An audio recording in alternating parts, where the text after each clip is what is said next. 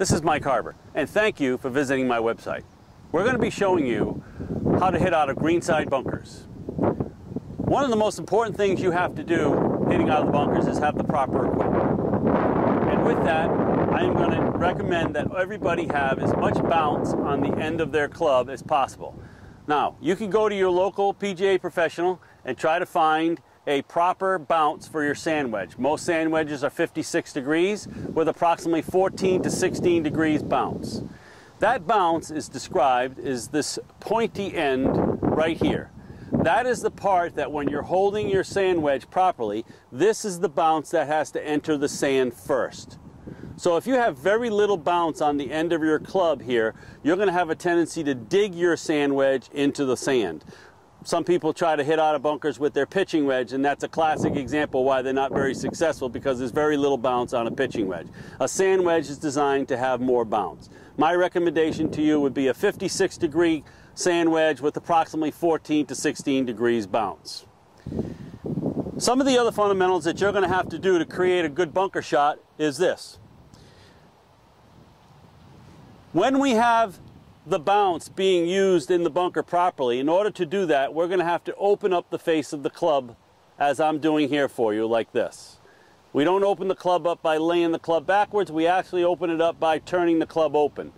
When we do that, we're going to have to allow for that in our aim in the bunker.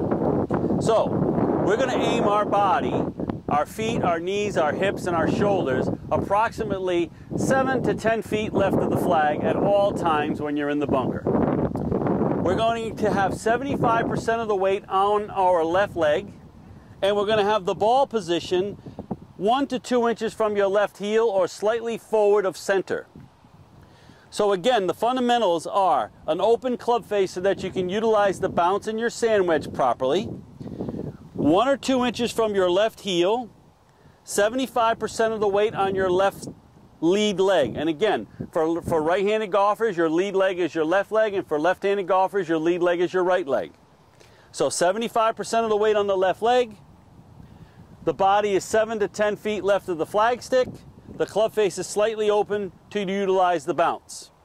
Now again, what I like to have everyone do is use the face of the clock. Keep your swings under control. I like about a 9 o'clock takeaway with some hinge like this, with a full flow of just the shoulders to about shoulder high. Obviously, if the shot is shorter, I'll reduce that. I'll maybe only go to about 8 o'clock in my takeaway and only to about 3 o'clock on my follow through.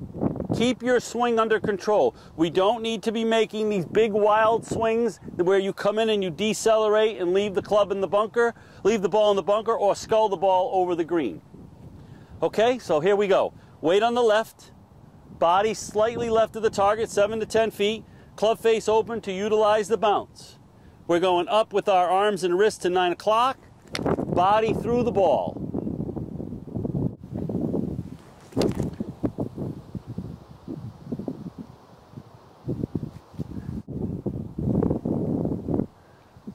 If you use those tips, I know you'll be able to get out of the bunkers more consistently.